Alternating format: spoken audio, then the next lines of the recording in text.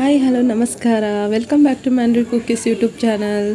ನಾನು ನಿಮ್ಮ ಗೌರಿ. ಹೇಗಿದ್ದೀರಾ ಎಲ್ಲರೂ ಚೆನ್ನಾಗಿದ್ದೀರಾ ಅಂದ್ಕೊತಿದ್ದೀನಿ. ಇವತ್ತು ನೋಡಿ ನಾನು ತಾಳಿಪಟ್ಟು ಮತ್ತು ಚಟ್ನಿ ಮಾಡಿದ್ದೀನಿ ಇವತ್ತಿನ ಟಿಫನ್ಗೆ.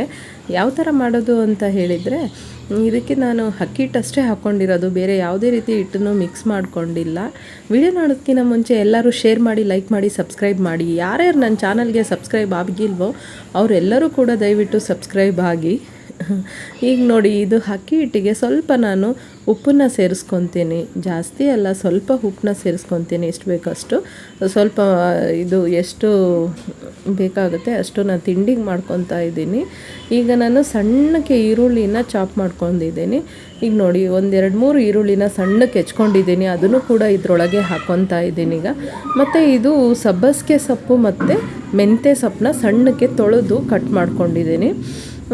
ಮಕ್ಕಳು ಎಲ್ಲ ತಿಂತಾರೆ, ತುಂಬ ಒಳ್ಳೆಯದು ಆರೋಗ್ಯಕ್ಕೆ. ಹಾಗಾಗಿ ನಾನು ಸಬ್ಬಸಿಗೆ ಸೊಪ್ಪು, ಮೆಂತ್ಯ ಸೊಪ್ಪು ಮತ್ತು ಕೊತ್ತಂಬರಿ ಸೊಪ್ಪು ಇದಿಷ್ಟನ್ನು ಕೂಡ ತೊಳೆದು ಹೆಚ್ಕೊಂಡು ಹಾಕ್ತಾಯಿದ್ದೀನಿ.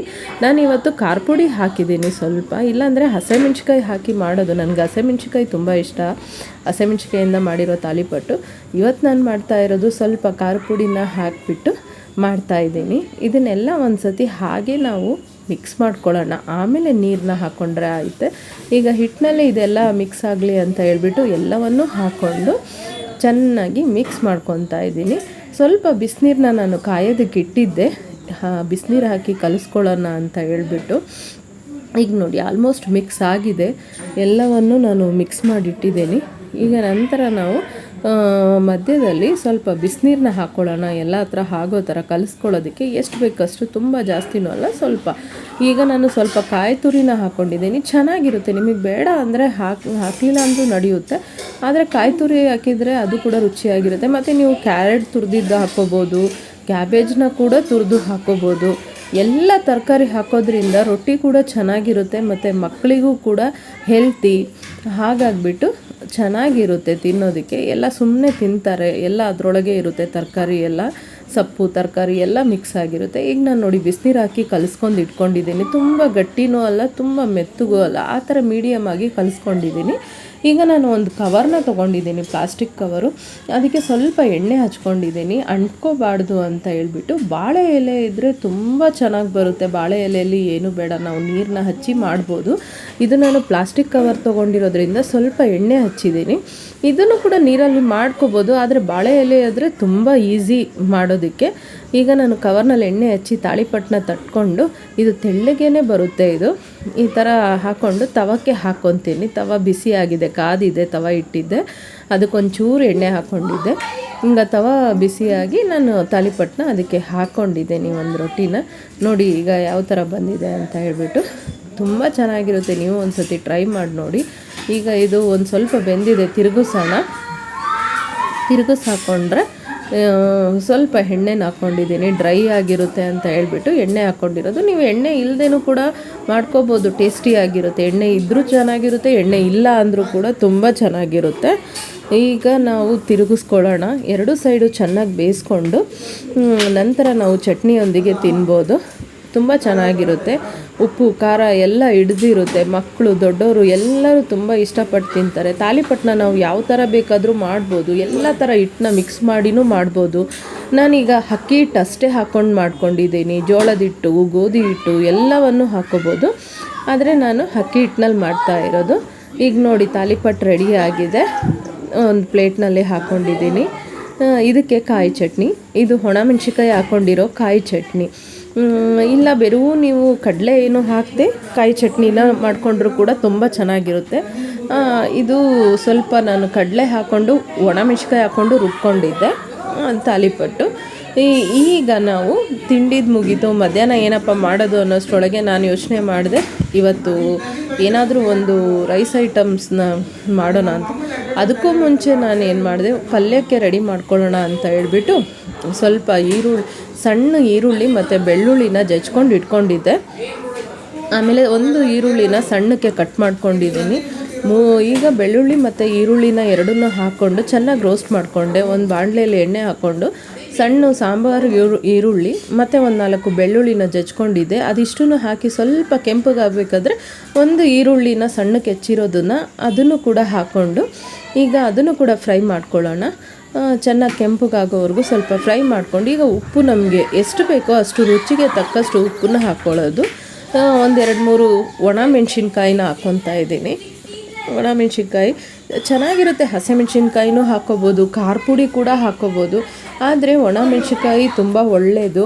ನಾನು ಹೇಳಿದ್ನಲ್ಲ, ನನ್ನ ತಂಗಿಗೆ ಒಣ ಮೆಣಸಿನ್ಕಾಯಿಯಿಂದ ಮಾಡಿರೋ ಅಡುಗೆನೇ ಕೊಡಬೇಕು ಅಂತ ಹೇಳಿ, ತುಂಬ ಒಳ್ಳೇದು ಅವಳಿಗೆ ಅಂತ, ಬಾಣಂತಿ ಅಲ್ವಾ, ತುಂಬ ಒಳ್ಳೆಯದು ಅಂತ ಎಲ್ಲದಕ್ಕೂ ಆಲ್ಮೋಸ್ಟ್ ಒಣ ಮೆಣಸಿನ್ಕಾಯಿ ಖಾರ ಪುಡಿ ಯೂಸ್ ಮಾಡಿನೇ ಮಾಡ್ತಾ ಇರೋದು.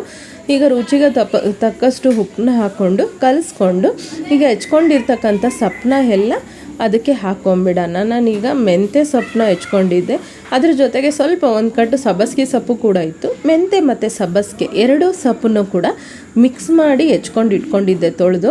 ಅದನ್ನೀಗ ಇದಕ್ಕೆ ಹಾಕ್ಕೊತಾ ಇದ್ದೀನಿ. ಚೆನ್ನಾಗಿರುತ್ತೆ. ನೀವು ಮೆಂತ್ಯ ಸಪ್ರೇಟಾಗಿ ಮಾಡ್ಬೋದು, ಸಬ್ಬಸಿಗೆ ಸೊಪ್ಪು ಸಪ್ರೇಟಾಗಿ ಮಾಡ್ಬೋದು. ಇದು ಎರಡೂ ಮಿಕ್ಸ್ ಮಾಡಿದ್ರೂ ಕೂಡ ಸೊಪ್ಪು ಯಾವುದೇ ರೀತಿಯ ಒಂದು ಇದಿಲ್ಲ, ಎಲ್ಲರಿಗೂ ತುಂಬ ಒಳ್ಳೆಯದು. ಎಲ್ಲ ಎರಡೂ ಮಿಕ್ಸ್ ಮಾಡಿ ಮಾಡ್ತಾಯಿದ್ದೀನಿ ನಾನು. ಒಂದು ಸೈಡಲ್ಲಿ ನಾನು ಸ್ವಲ್ಪ ಬೇಳೆನ ಬೇಯಿಸ್ಕೊಂಡಿದ್ದೆ, ಅದನ್ನು ಕೂಡ ನಾವು ಅದಕ್ಕೆ ಆ್ಯಡ್ ಮಾಡೋಣ. ಅದು ಒಂದು ಸ್ವಲ್ಪ ಬೆಂದಮೇಲೆ ಈಗ ನಾನು ತಿಳಿ ಸಾರನ್ನ ಮಾಡೋಣ ಅಂತ ಹೇಳ್ಬಿಟ್ಟು ನಾನು ಟೊಮೊಟೊ, ಬೇಳೆ, ಕೊತ್ತಂಬರಿ ಸೊಪ್ಪು, ಬೆಳ್ಳುಳ್ಳಿ, ಜೀರಿಗೆ ಮತ್ತು ಅರಿಶಿನ ಎಲ್ಲವನ್ನು ಹಾಕಿ ಬೇಯಿಸಿಟ್ಕೊಂಡಿದ್ದೆ. ಇದನ್ನು ನಾವು ಟೊಮೊಟೊ, ಕೊತ್ತಂಬರಿ, ಸ್ವಲ್ಪ ಬೇಳೆ, ಬೆಳ್ಳುಳ್ಳಿ ಎಲ್ಲ ಬೆಂದಿರ್ತಕ್ಕಂಥದ್ದನ್ನು ನಾವೀಗ ತಗೊಂಡು ಅದನ್ನು ರುಬ್ಕೊಳ್ಳೋಣ. ಸ್ವಲ್ಪ ಬೇಳೆನ ನೀರಲ್ಲೇ ಬಿಡೋಣ ಕುಕ್ಕರ್ನಲ್ಲಿ. ಈಗ ನೋಡಿ, ಇದನ್ನು ಇಷ್ಟನ್ನು ರುಬ್ಕೊಂಡು ಪೇಸ್ಟ್ ಮಾಡಿ ನಂತರ ನಾವು ಟೊಮೊಟೊ ತಿಳಿ ಸಾರನ್ನ ಮಾಡೋಣ. ತುಂಬ ಚೆನ್ನಾಗಿರುತ್ತೆ. ಎಮರ್ಜೆನ್ಸಿಗೆ ಸಡನ್ನಾಗಿ ಮಾಡುವಂಥದ್ದು. 1-2 ವಿಷಲ್ ಆದರೆ ಸಾಕು, ಬೇಳೆ ಟೊಮೊಟೊ ಎಲ್ಲ ಬೆಂದುಬಿಡುತ್ತೆ. ಎಲ್ಲ ಜೊತೆಗೆ ಹಾಕ್ಕೊಳ್ಳೋದು. ನೀವು ಬೇಳೆ ಇಲ್ಲದೆ ಕೂಡ ಬೆರು ಟೊಮೊಟೊ, ಕೊತ್ತಂಬರಿ, ಬೆಳ್ಳುಳ್ಳಿ ಹಾಕಿನೂ ಕೂಡ ಮಾಡ್ಬೋದು. ಈಗ ಸೊಪ್ಪಿನ ಪಲ್ಯ ನೋಡಿ ಆಲ್ಮೋಸ್ಟ್ ಆಗಿದೆ. ಅದಕ್ಕೆ ನಾನು ಹೆಸರುಬೇಳೆನ ಬೇಯಿಸ್ಕೊಂಡಿದ್ದೆ ಸಪ್ರೇಟಾಗಿ. ಹೆಸರುಬೇಳೆ ತುಂಬ ಚೆನ್ನಾಗಿರುತ್ತೆ, ತೊಗರಿಬೇಳೆ ಚೆನ್ನಾಗಿರುತ್ತೆ. ಯಾವುದಾದ್ರೂ ಬೇಳೆ ಬೇಯಿಸ್ಬಿಟ್ಟು ಹಾಕಿದರೆ ಅದು ರುಚಿನೇ ಬೇರೆ. ಸಪ್ಪಷ್ಟೇ ತಿನ್ನೋದಕ್ಕೆ ಕೆಲವ್ರಿಗೆ ಇಷ್ಟ ಆಗೋಲ್ಲ, ಹಾಗಾಗಿ ಬೆಂದಿರೋ ಬೇಳೆನ ಹಾಕಿದರೆ ಚೆನ್ನಾಗಿರುತ್ತೆ. ಈಗ ನೋಡಿ, ಇದು ರುಬ್ಬಿರ್ತಕ್ಕಂಥ ಪೇಸ್ಟು. ಈಗ ನಾನು ಪಲ್ಯಕ್ಕೆ ಸ್ವಲ್ಪ ಕಾಯಿ ತುರಿನೂ ಕೂಡ ಮಿಕ್ಸ್ ಮಾಡ್ಕೊತಾ ಇದ್ದೀನಿ. ಪಲ್ಯದ್ದು ಕೆಲಸನೇ ಮುಗಿದೋಗ್ಬಿಡುತ್ತೆ, ರೆಡಿಯಾಗಿದೆ ಅದು. ಲಾಸ್ಟಿಗೆ ನಾನು ಎಲ್ಲ ಹಾಕಿ ಮಿಕ್ಸ್ ಮಾಡಿದ್ಮೇಲೆ ಬೆಂದಿದ್ಮೇಲೆ ಈಗ ಕಾಯಿ ತುರಿನ ಸ್ವಲ್ಪ ಹಾಕಿ ಮಿಕ್ಸ್ ಮಾಡಿ ಇಟ್ಬಿಟ್ರೆ ಪಲ್ಯ ನಮಗೆ ರೆಡಿ ಆಗಿಬಿಡುತ್ತೆ.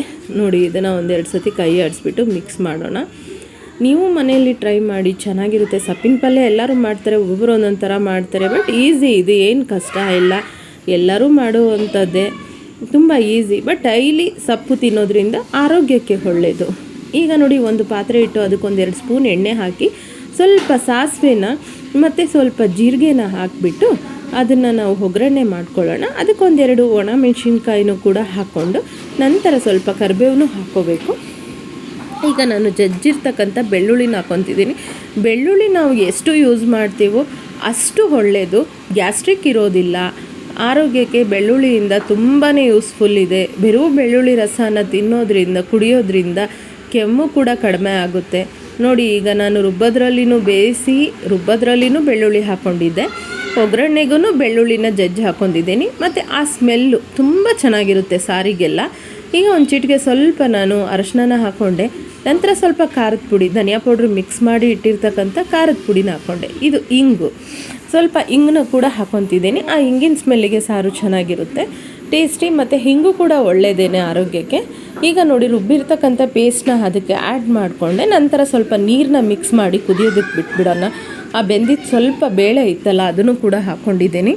ನಂತರ ನೀರೆಲ್ಲ ಹಾಕಿ ಸ್ವಲ್ಪ ಹೊತ್ತು ನಾವು ಕುದಿಯೋದಕ್ಕೆ ಬಿಟ್ಬಿಟ್ರೆ ಆಯಿತು. ಸ್ವಲ್ಪ ಎಷ್ಟು ಬೇಕಷ್ಟು ರುಚಿಗೆ ತಕ್ಕಷ್ಟು ಉಪ್ಪು, ನಂತರ ಸ್ವಲ್ಪ ಸಾಂಬಾರು ಪೌಡ್ರು. ನಿಮಗೆ ಬೇಡ ಅಂದರೆ ಹಾಕಬೇಕು ಅಂತ ಇಲ್ಲ ಸಾಂಬಾರು ಪೌಡ್ರನ್ನ. ಮತ್ತು ನೀವು ಪೆಪ್ಪರ್ ಪೌಡ್ರು ಕೂಡ ಯೂಸ್ ಮಾಡ್ಕೋಬೋದು, ಇದಕ್ಕೆ ಚೆನ್ನಾಗಿರುತ್ತೆ. ಸ್ವಲ್ಪ ಖಾರ ಪುಡಿ, ಸ್ವಲ್ಪ ಪೆಪ್ಪರ್ ಪೌಡ್ರ್ ಹಾಕ್ಕೊಂಡ್ರೇನು ಟೊಮೊಟೊ ರಸಮ್ ಥರ ಆಗುತ್ತೆ. ಇದು ಸಾಂಬಾರು ಪೌಡ್ರನ್ನ ಹಾಕ್ಕೊಂಡಿದ್ದೀನಿ, ಟೊಮೊಟೊ ತಿಳಿ ಸಾರು ಥರ ಆಗುತ್ತೆ. ನೀವು ಕೂಡ ಟ್ರೈ ಮಾಡಿ, ಚೆನ್ನಾಗಿರುತ್ತೆ. Thank you.